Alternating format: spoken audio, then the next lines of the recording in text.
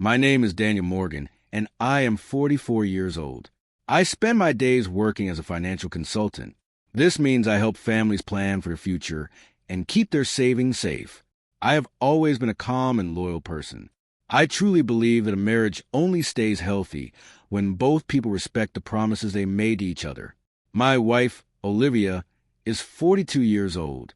She is brave and loves new adventures. Recently, she started feeling like our life together had become a little routine. Our friend Megan Foster, who is 43, is an honest and brave person too. For 17 years, I believe that Olivia and I were a team. We had survived so many things together, like changing jobs, worry about the bills, and raising our 2 children. We weren't the kind of couple that had big fights in the house. If anything, we had become very comfortable with each other. Maybe we had become a bit too comfortable, like we were just going through the same routine every single day. We were living together, but we weren't stopping to look at each other or talk about the deep stuff that was on our minds.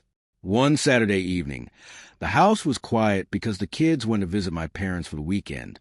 Olivia made us coffee, and we sat down across from each other at the kitchen table. She looked at me and said, "Daniel, I've been thinking." I smiled, thinking it was just a serious talk about the house. She didn't smile back. She told me she felt our marriage had become boring. I laughed softly, saying life slows down after 17 years, but she was serious.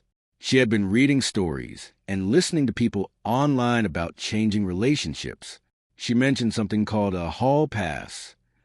I thought she was joking, but she wasn't.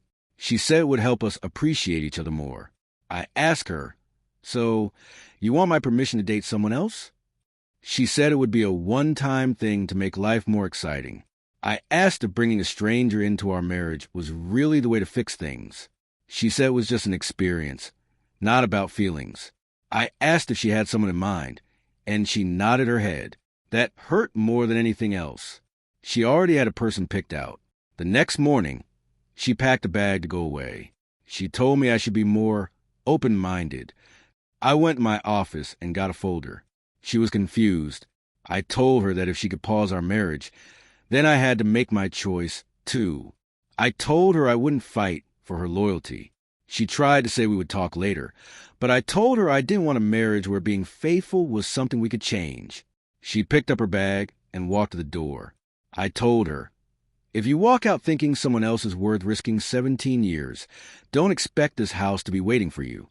She left without a word. For 3 days, she sent messages, but I only replied once. "We can talk when you want to focus on us." 3 days later, she came home looking very tired. She never met anyone. She had spent the whole time alone.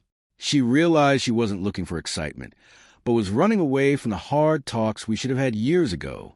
I saw she was truly sorry for the hurt she had caused. She said she thought I would wait for her. I told her the truth. I spent 17 years choosing her every day. I wasn't going to spend a weekend wondering if she would choose me back.